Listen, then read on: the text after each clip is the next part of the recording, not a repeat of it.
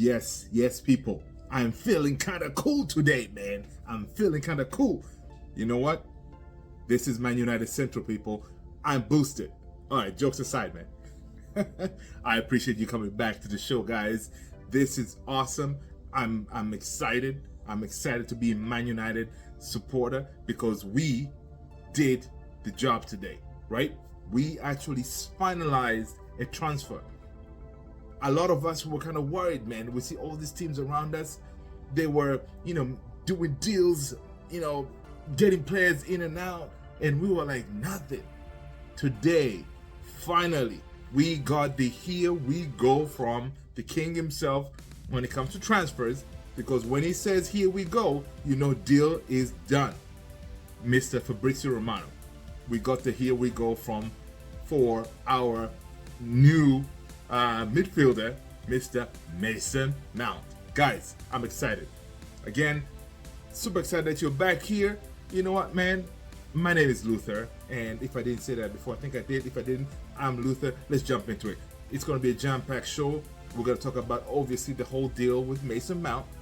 What happened? What is it going to, comprise of? How did it all come about? And then from there, we're going to see if we have any other transfers, right? And after we're done with that, we're going to jump into the takeover, right? To see if there's any update. Right, guys? Let's go. All right. So, Mason Mount. Mason Mount is officially a red. Mason Mount is a red, people. I'm boosted, man. I'm boosted. I'm excited, right? So, let's see what transpired today, right? So, according to Fabrizio Romano, Manchester United never left the race for Mason Mount, despite reports, right? And talking about those reports, yes, the reports that I was seeing, most of the community was seeing is United were going to pull out of the deal. But according to Fabrizio, Manchester United never pulled out, right? And also, one more thing. Also, he says that Manchester United were never into the race for Moise Caicedo. I know, right? We didn't know that. We all knew that, right? I said that yesterday too, right? We said that, look, it's a game that Man United is trying to play. That way, we can say, you know what, Chelsea, if you don't get come to the game, play ball, we're gonna sign Caicedo. But apparently that wasn't the case, right? So, basically, the news is this: that Manchester United, we have agreed a 60 million pound package deal for Mason Mount with Chelsea, right? Personal terms agreed weeks ago, and the face-to-face talk between the clubs made it clear the agreement is done. Mount becomes United player. They never left the race, meaning Man United never left the race, guys, right? Now, how are you guys feeling? Leave me a comment below. How are you feeling? Are you feeling good? Are you feeling kind of underwhelmed because you were like, okay, it's Mason Mount, You tell me. Personally, I'm feeling good, man. I'm feeling good because we actually got a deal done, right? We got a deal done, and we got a player in that Erik ten Hag really wanted. Because the important thing is this, right? The coach needs to get the number one target that he wants. And the way it looks like, Ten Hag really wanted this kid, man. He really wanted this kid. Now, with let me just put this in. With Mason Mount coming in, of course, it looks like obviously it's an upgrade. So it means that probably Fred or McTominay, one of them may leave, right? But again, I don't know who. You guys let me know on the comments below. Who would you like to let go? I don't know. I'm feeling that because of the value proposition, I think Fred will be the one to leave because, we already have Fulham after him, so we can probably get some money in there because we know, guys, listen, we spent 60 million. We still have to sell players to get some money to get our other targets, right? But remember, we still need a goalkeeper. We still need 2 strikers. We still need a defensive midfielder, right? Because with Mount the way he's gonna play is he can't really do the Casemiro role.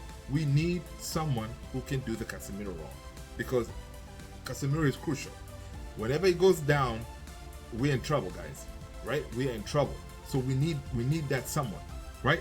So apparently, this in my research today, I noticed that apparently Erik ten Hag had tried to sign Mason Mount on loan for Ajax in 2018. Interesting. So it looks like Ten Hag really knows Mason Mount, guys. He really knows Mason Mount. He clearly he has always been impressed with them. So finally, this is what 5 years in the making, basically. He actually he finally gets his player, right? And this time it's not a loan; it's a permanent deal. He got his man. So I'm excited. I'm excited to see what Ten Hag is going to do with this kid because he's multi-positional, multi-talented. He's a ball-carrying midfielder, which that's what we needed, and that's how Ten Hag wants his players to be, right? We see how good Lisandro Martinez is on the ball, right? We see also Anthony, how good he is with the ball, right? So, and with United, we needed that ball-carrying midfielder, someone who's just as good. Not necessarily just getting the ball and then hitting the pass, but to hold the ball and drive, to the opponent's, a goal, right? Or you drive and you can be able to pass the ball, nicely. And also, Mount is a goal scorer too. He's aggressive, and that's how Ten Hag wants all his players not to be all like focused on one position. He needs to be able to play in multiple positions, and Mount does that for us, guys. So again, you know what? Another way you guys need to think about it is this: a team like Man City, right? You know how Pep is. All his players, they're not like only playing one position, and it's not like all of them just only play the just passing game. You get the ball and just pass it.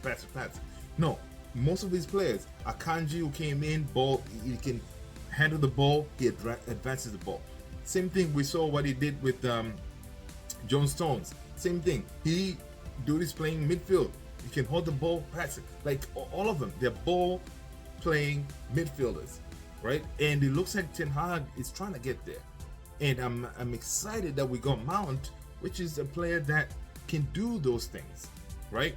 Unlike McTominay and stuff like that, we're not very, or even Fred, not very good on the ball. Now Eriksen, yes, Eriksen can do that, but of course Eriksen doesn't have the legs, guys. Eriksen doesn't have the legs. We love Eriksen, but doesn't have the legs. Ten Hag loves Eriksen, so Eriksen is still going to be there, right? But there's some games I'm seeing that Mount coming in, Mount is going to be a starter. He's definitely going to start in front of Eriksen. So most likely it's going to be like when we're on home, quote unquote home, we're going to be like it's a Casemiro, Mount, and Bruno, midfield three or something like that, in that variation, right? Because we know what Mount can do is grab the ball from Casemiro, drive it up, find Bruno, and cause some damage, right? And also another thing that I saw today that was very interesting, Ten Hag, the way he's trying to transform this team is this. We saw this past season that ended what he did with Weghorst, right? Weghorst couldn't score for nothing. Being tall, a striker, couldn't score. So what Ten Hag did, you guys saw, he made it as a cam, right? A 10, to play a 10, right? That way he dropped down, get the ball, and do some distribution. Now, Mount is an upgrade of Weghorst, right? Is an upgrade of Weghorst because Mount can do this. Because what happened is, in this season we saw that when Weghorst dropped in that position, the Bruno position, Bruno went to the right. Now you don't have to deal with Weghorst because you have Mount. Mount can drop in that position and send Bruno to the right, and then Bruno can operate on the right. So it's one of those, like he's strategic. He can see, that way he can move Mount in all these different positions. So it's exciting. It's definitely an upgrade on Weghorst, and guys, it is going to be interesting seeing how Ten Hag is gonna deploy Mason Mount. And also another thing you got to think about it is, guys, the last season when we signed the players, right? We went on preseason with we didn't have any first team players, any first team new players. So our season, the way it started, we didn't start in up gear. We got whooped by Brighton and stuff like that, right?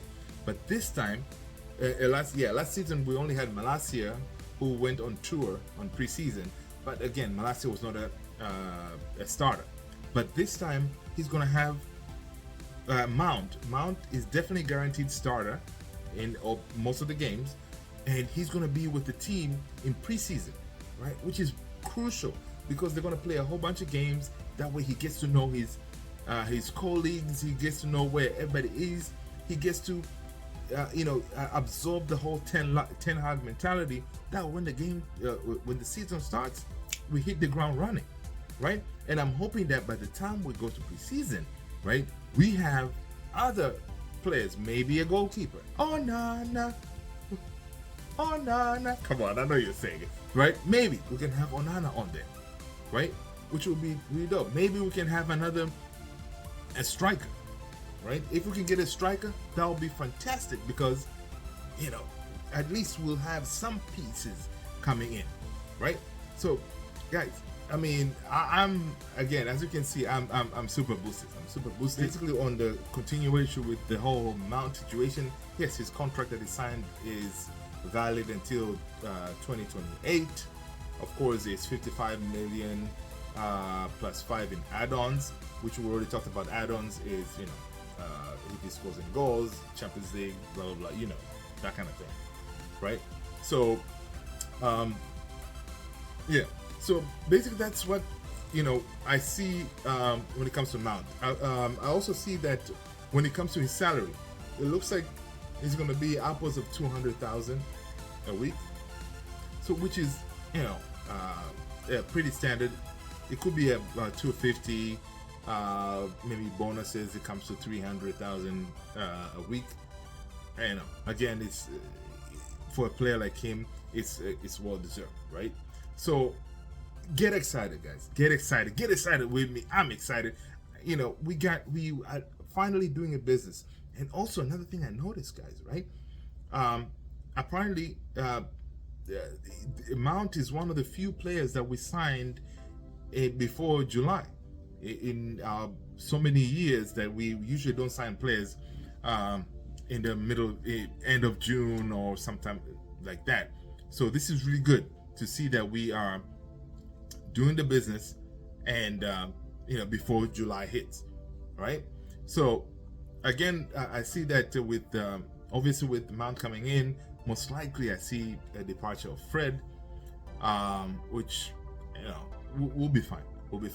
I know I loved Fred's energy, and the good thing with Fred is whenever we're playing certain teams, you can assign him a task. Like you can, I think last time we were playing Man City, you say, look, lock down De Bruyne, run around with him. If he goes anywhere, you are on his case. He goes to the bathroom, everywhere, you are on his case. Do not let him go. Fred did that. He can do that task.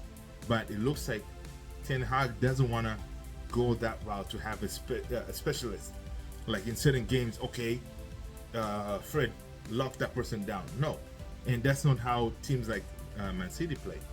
Man City, it doesn't matter who you are, they'll play their game. They'll pass the ball around you and score on you, right? Because that's how you do it. You don't just tweak the way you play based on the team. Yes, you can do certain things, but your baseline should be the same. And I think that's what Ten Hag is doing. What the type of play we're doing now, it's not really Ten Hag ball because Ten Hag likes to have possession, right? At least 70% possession, right? If you look up Ajax, you'll see that they had at least 70% possession. That's how he wants to play, right? So when he came to Man United, he tried that. He saw it didn't work. So we tried to play the counter attack, where we have Rashi up top, and then we try to get him with the ball overhead. So it looks like slowly Ten Hag is doing his thing, trying to play the way he wants to play, right? Now, let's move into other news when it comes to transfers. All right, so again, this one we're gonna go back to Fabrizio, and he said Manchester United have had another direct contract with Andre Onana's representative in the last 24 hours. All right, again, Ten Hag really highly rates Andre Onana, and basically at this point, you know, Ten Hag wants to secure his number one because there's still no clarity when it comes to the whole David De Gea situation. The way I see it, guys, personally, yes, we treated him like crap, which is unacceptable, but I see this guy leaving.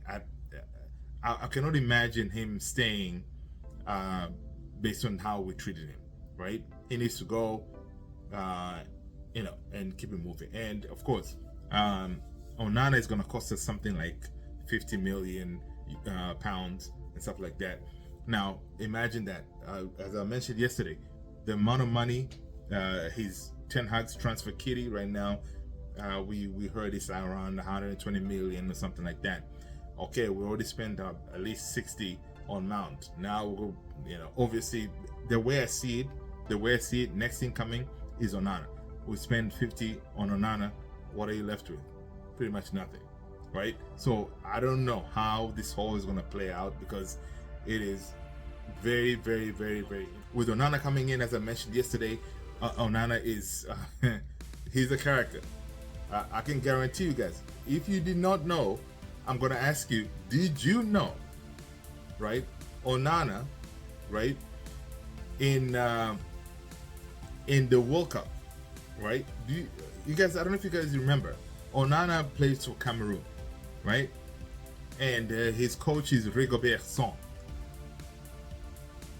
You know, listen, Rigobert Song had to kick Onana out of the team because of disciplinary reasons. Let me read you what the Independent put here. It says Cameroon goalkeeper Andre Onana was dropped from World Cup squad after training ground argument. Right?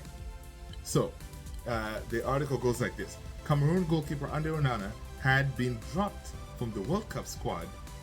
The nation's football association has confirmed, following an alleged training ground argument with manager Rigobert Song. Right? Onana played Cameroon's first match of the tournament, which I remember I did. I'm sure a lot of you watched, because, you know, being African, you know, we have to watch our African teams.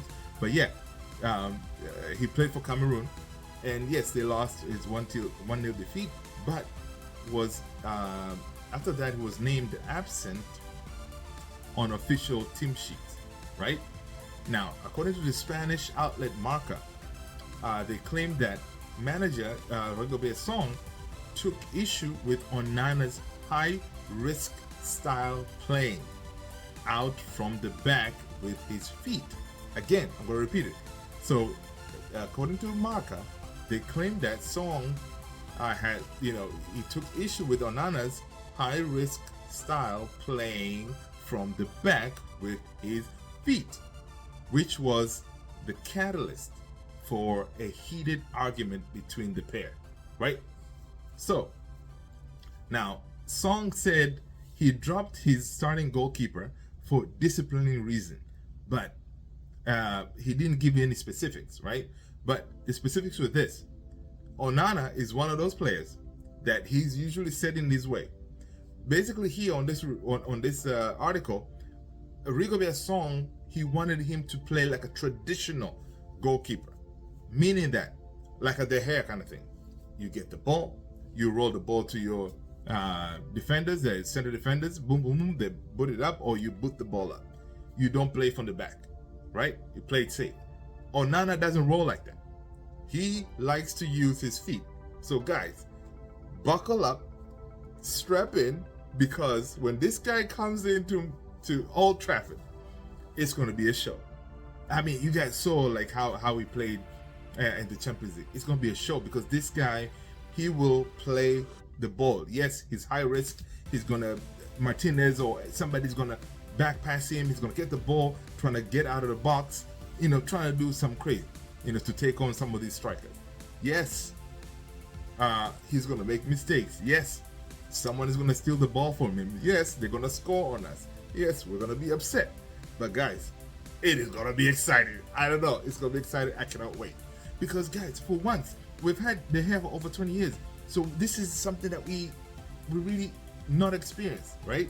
So now having a goalkeeper like him, I really hope we finalize this deal. It's gonna be fantastic. It's gonna be fantastic. I cannot wait. Okay, that is about Onana. I'm sure.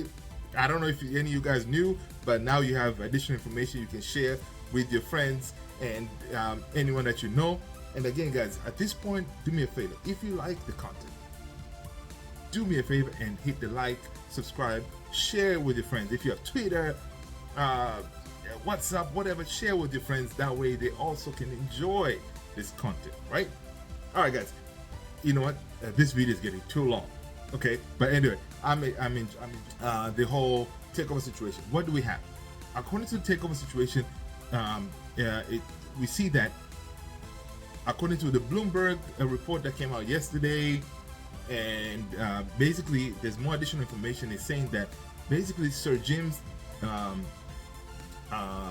deal is dead in the water. That means, right? Sir Jim's offer of the 69% purchasing of the Glazers share is not going to work because they're, like the 69%. These are the main shares that the Glazers own. But there are other shares who are owned by the minority, right? Now, the minority people, right, who owns those other shares, they are not happy with Sir Jim's offer to only buy Glazers shares. Because what happens is when Sir Jim buys those shares, the minority people who own the other shares, their shares will be they're valued less, right?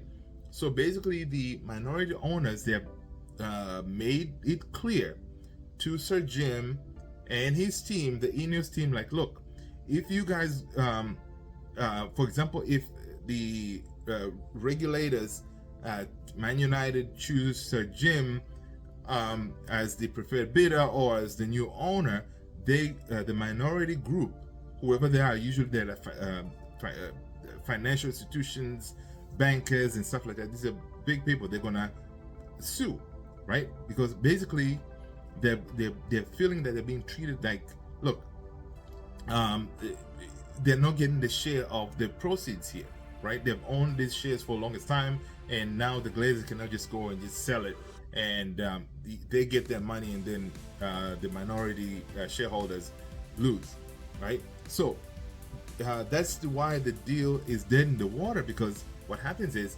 Bloomberg sees, and Bloomberg and the people who wrote the article, they see that the only other alternative out there is Sheikh Jassim's bid, which is purchasing 100% of Man United. Because 100%, obviously, everybody's going to get their money and everybody's going to be happy. Simple as that, right? So the solution here is for Sir Jim to go back on the table and restructure the deal.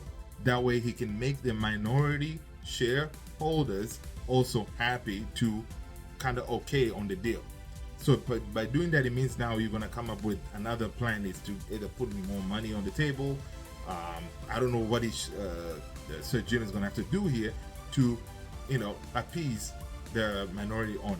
But, the way it looks like it, the Glazers now, they're looking into dealing with Sheikh Jassim because, less headache, right?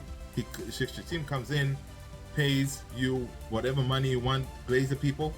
You take your money, peace out, you roll out, right? In a nutshell, that's how it is. There's more intricacy that goes into what is going on with the whole takeover, but basically those are the most important part that came after the article was released yesterday, right? Guys, I appreciate you staying to this point. It's been an awesome show. I'm super excited also because being a small channel, this is my first transfer as Man United fan for over 40 years, right? And to cover it, to see Mason Mount, to see the whole process come through, and until we get the here we go, it's a fantastic feeling. And I appreciate you guys being with me through this journey, and I'm super excited, and many more to come. Guys, thank you so much. Make sure to hit the like, subscribe, notification bell. Peace out.